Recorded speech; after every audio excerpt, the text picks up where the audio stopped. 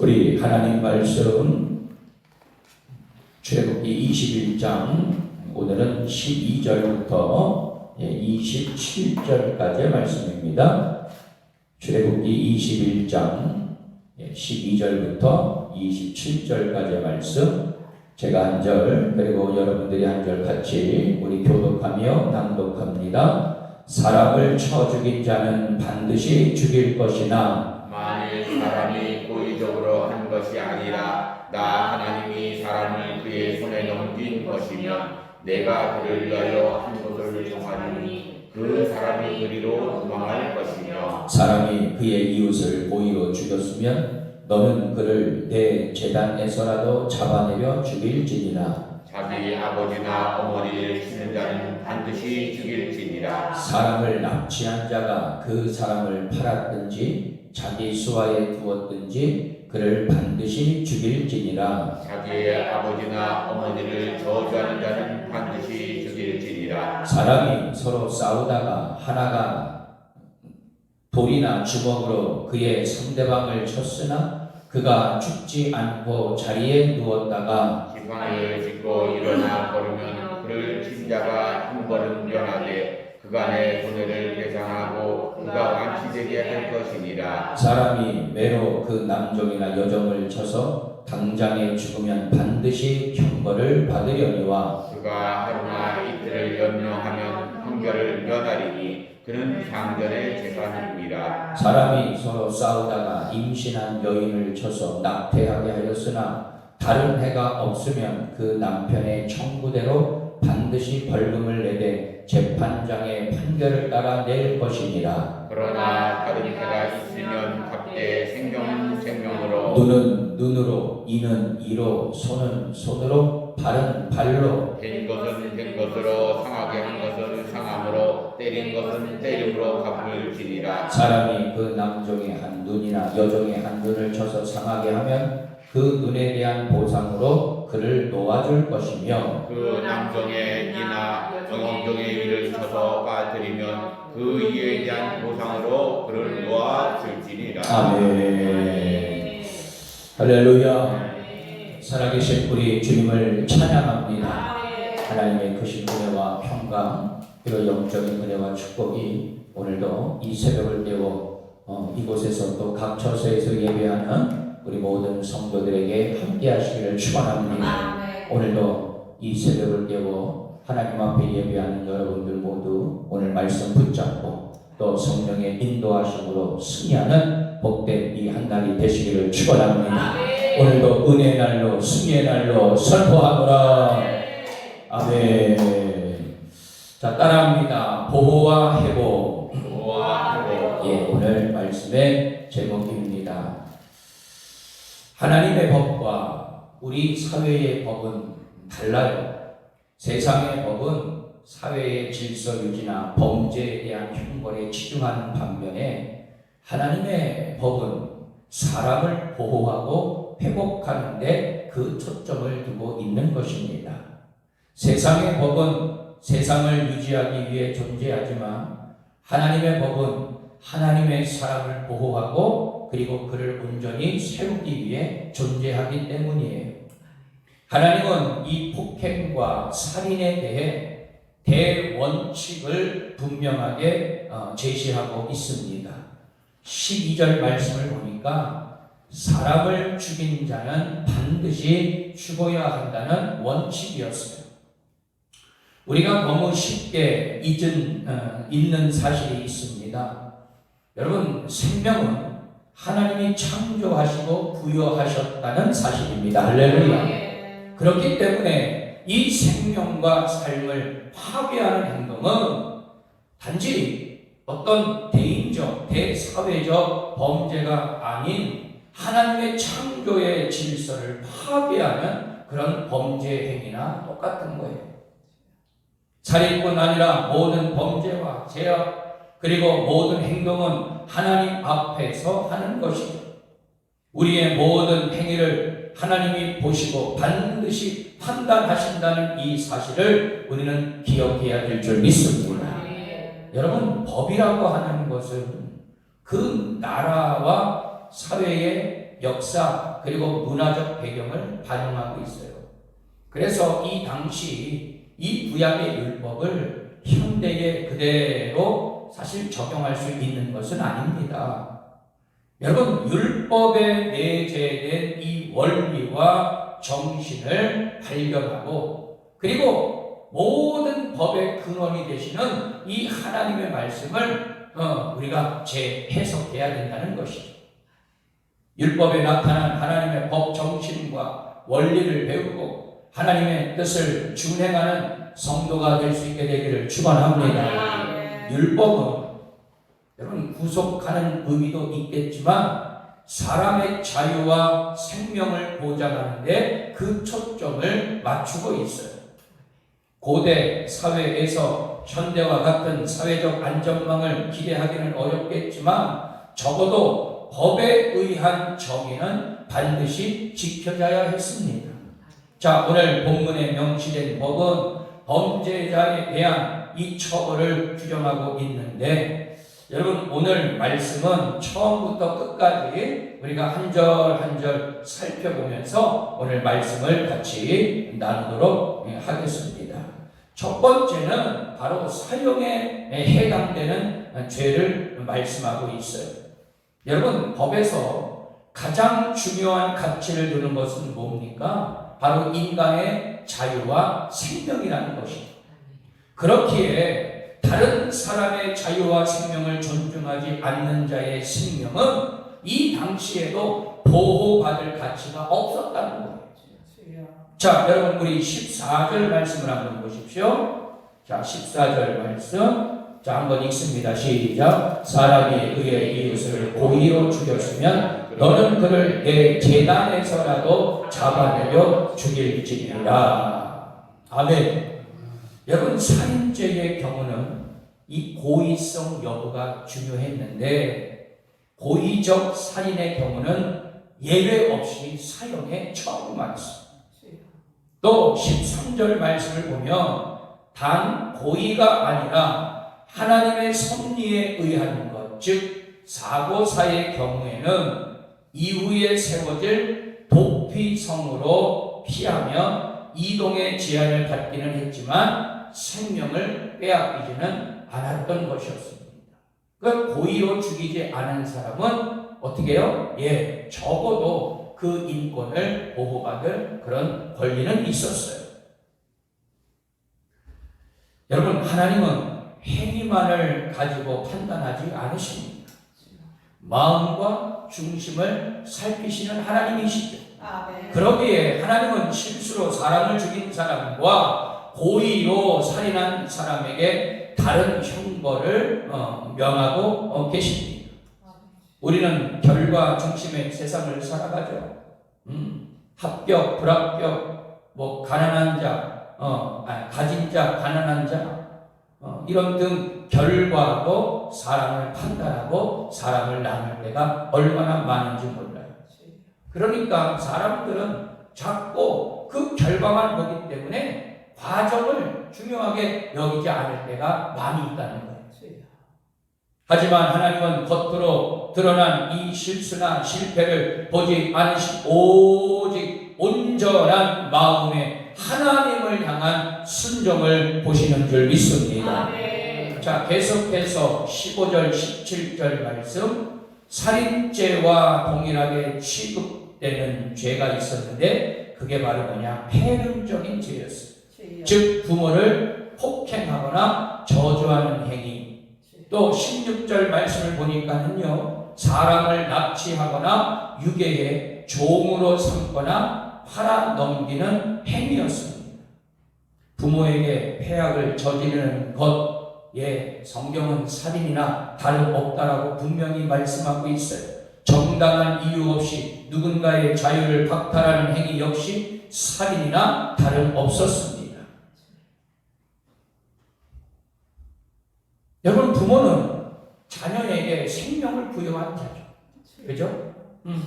물론 여러분 모든 인간은 하나님이 창조하시면 분명한데 여러분 어쩔 수 없어.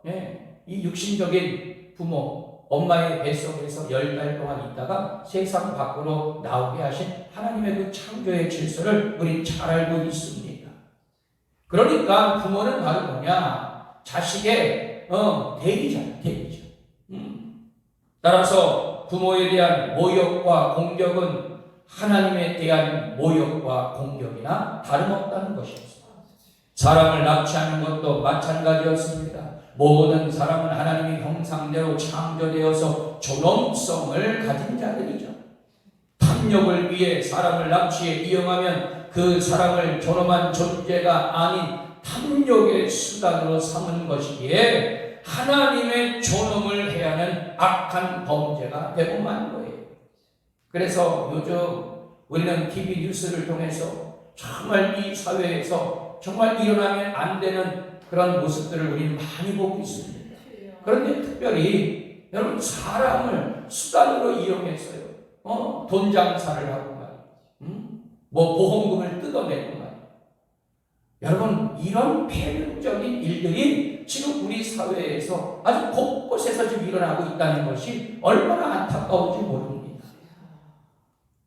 여러분 하나님은요 이렇게 악한 자를 절대로 긍휼히 여기지 아니하셨다는 것이죠. 여러분 생명의 근원이신 하나님 무엇보다 당신 백성의 생명을 소중하게 여기셨음을 우리가 깨닫습니다. 이런 규정을 통해 하나님은 이스라엘 백성이 중요하게 여기고 지켜야 할 것이 무엇인지를 정확하게 법으로 가르쳐 주셨던 것이었어요. 자, 두 번째는 이 신체 피해에 대한 규정이었습니다. 다른 사람의 생명이나 자유를 빼앗는 범죄가 아니라면 사형에까지는 이르지 않았는데, 자, 우리 18절, 19절 말씀을 한번 볼까요? 자, 18절, 19절 말씀 시작. 사람이 서로 싸우다가 하나가 주먹으로 그의 상대방을 쳤으나 그가 죽지 않고 자리에 누웠다가 지팡이를 짚고 일어나 걸으면 그를 친 자가 형벌은 면하되 그간의 손해를 배상하고 그가 완치되게 할 것이니라. 아멘. 자, 다른 사람을 폭행한 사람도 피해자가 죽지 않았을 경우에는 사형에 처해지지는 않았다. 다만 피해자가 어떻게 해요? 완치될 때까지 모든 손해를 배상해야 했다는 것입니다. 자, 이 경우도 상당히 큰 처벌이라 그렇게 우리는 말할 수가 있죠. 또 20절, 21절 말씀 이스라엘에서는 종을 죽이더라도 살인죄가 적용되어 죽음을 면할 수 없었습니다. 그만큼 하나님은 이 종에 대한 권한, 종에 대한 생명까지도 하나님은요 정말 귀하게 여기셨음을 우리가 알 수가 있죠. 그러나 종이 며칠을 앓다가 죽으면 살인죄가 적용되지는 않았는데 이는 종을 죽일 의도가 없었다고 보기 때문이었습니다. 또 22절 말씀 태아를 죽게 한 경우는 살인죄까지는 적용되지는 않았는데 이 역시 고의성이 있다고 보기 힘들기 때문이었어요. 이런 세밀하고 구체적인 법 하나님이 이러한 율법 규정을 통해서 당신의 백성 가운데 무분별한 피해 복수 죄인에 대한 과도하고 폭력적 처벌을 금하셨음을 우리가 알 수가 있었던 것이죠. 더 이상의 죄를 짓지 않도록, 더 이상의 피해 보복이 없도록 하나님께서 법으로 말씀으로 막으셨다는 것을 우리가 성경을 통해서 알 수가 있습니다. 자, 끝으로 하나님의 이런 구체적인 법 집행을 통해서 우리는 무엇을 깨닫느냐? 바로 정의로운 처벌, 즉 보호와 회복의 처벌이셨던 것이었어요. 여러분 다른 사람의 신체에 해를 입혔을 경우에는 그에 상하는 형벌을 내릴 것을 명하셨습니다. 자, 23절부터 25절까지 말씀 자, 여러분이 너무나도 잘 아시는 말씀이에요. 23절부터 25절까지 우리 다시 한번 읽습니다. 시작. 그러나 다른 해가 있으면 합되 생명은 생명으로, 눈은 눈으로, 이는 이로, 손은 손으로, 발은 발로, 된 것은 된 것으로, 상하게 한 것은 상함으로, 때린 것은 때림으로 갚을 지니라. 아멘. 네. 여러분, 우리가 많이 들어본 이 말씀, 눈은 눈으로, 이는 이로라는 동형보복의 원칙이었어요. 그런데 여러분, 이 원칙의 의도를 자칫 여러분 오해할 수가 있는데, 여러분, 이것은 당한 만큼 반드시 갚아주라는 뜻이 아니라 당한 것 이상으로 응징하려는 행위를 금한 법이었어요. 네? 복수심에 불타 더 큰 죄악을 저지르고도 남을, 우리의 죄성을 아시는 하나님이 우리를 너무나도 사랑하셔서 죄의 한계까지도 하나님께서 정해 주셨던 것이었습니다. 하지만 우리는 복수심에 불타는 자들이 아니라 긍휼과 사랑을 베푸는 그런 복된 성도가 되어야 할 줄 믿습니다. 또한 하나님은 특별히 종에 대한 이 세부적 보상을 율법 안에 넣으셨는데, 자, 우리 26절, 27절 말씀도 한번 볼게요. 26절, 27절 시작. 사람이 그 남종의 한 눈이나 여종의 한 눈을 쳐서 상하게 하면 그 눈에 대한 보상으로 그를 놓아줄 것이며, 그 남종의 이나 여종의 이를 쳐서 빠뜨리면 그 이에 대한 보상으로 그를 놓아줄지니라. 아멘. 자, 오늘 말씀을 이렇게 보니까는요, 남종의 눈이나 여종의 한 눈을 쳐서 상하게 하면, 즉, 이 눈을 다치게 할 경우 그 눈에 대한 보상으로 어떻게 해요? 그 종들을 놓아주라. 또 이렇게 뭐 때렸는지 모르겠어요. 네. 이 종들의 이가 이제 빠져지거나 그리고 다치게 하면 그 이에 대한 보상으로도 그를 놓아줄지라. 여러분, 우리가 아까 읽었던 말씀 24절 말씀, 25절 말씀을 보게 되면 주인이 혹시라도 눈을 다치게 하고 이를 상하게 했으면, 여러분, 이는 이로 그래서 그냥 주인의 주인을 때려가지고 눈을 상하게 하고 이를 부러뜨리게 하는 그런 법이 아니라 이제 그를 완전히 자유인으로 놓아지겠다는 거예요. 그러니까 여러분, 우리가 물론 뭐 말씀을 말씀대로 분명하게 우리가 그렇게 해석해야 되는데, 여러분, 이 경우는 다르다는 거였어요. 여러분, 신체적 학대를 당해도 이 종들은 그 피해를 구제받기 어렵다는 사실을 우리 하나님은 너무나도 잘 알고 있었습니다. 그래서 하나님은 눈과 시야와 같은 항구적 손상을 받을 경우 그 종들에게는 자유를 선포하고 그리고 자유를 얻어야 한다라고 규정하셨던 것이죠. 하나님은 사람들이 눈여겨보지 않는 이 종의 아픔과 억울함을 다 아시고 보호해 주시는 분이신 줄 믿습니다.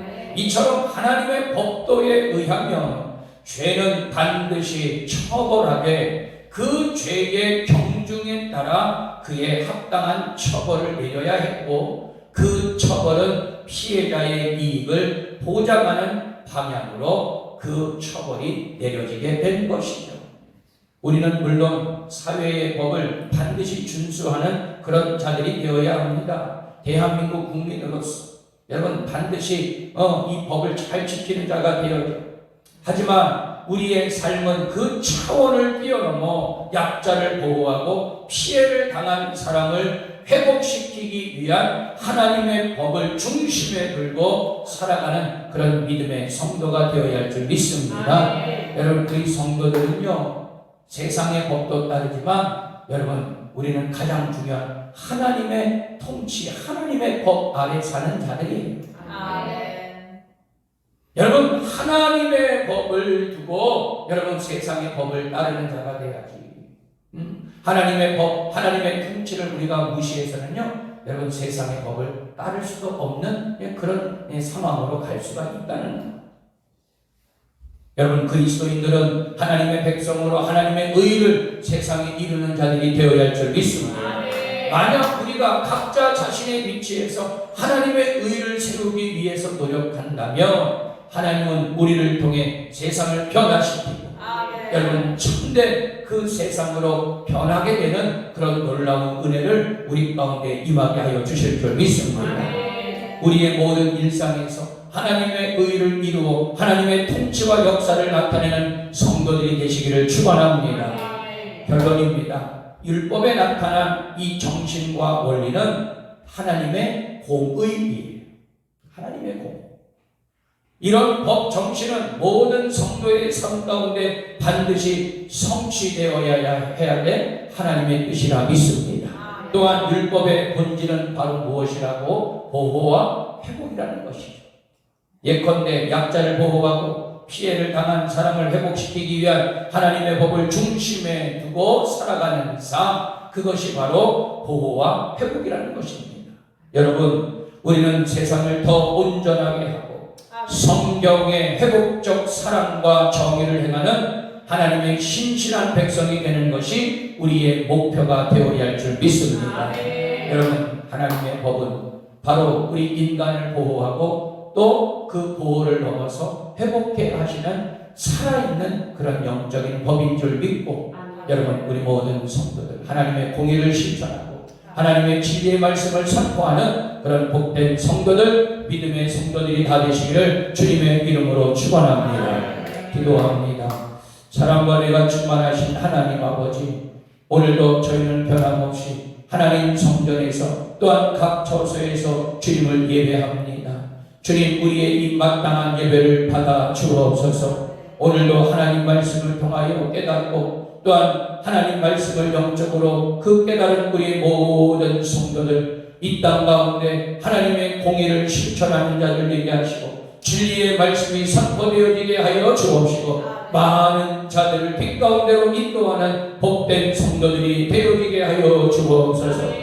하나님, 우리에게 많은 기도의 제목을 주셨습니다. 주님, 오늘도 우리는 믿음으로 선포하며 간구하며 나아갑니다. 성령님 도우시고 역사하여 주옵소서. 오늘도 하나님 앞에 말씀 앞에 겸손하게 서게 하여 주옵시고 하나님의 음성 듣게 하시고 또한 하나님을 만나는 귀한 축복의 시간이 되어지게 하여 주옵소서. 성령의 인도하심으로 또 성령의 말하게 하심에 따라 기도하게 하여 주옵시고 우리의 모든 기도와 간구에 속히 응답하여 주옵소서. 우리의 영원한 생명이 되시는 예수 그리스도의 이름으로 축복하며 기도하옵나이다.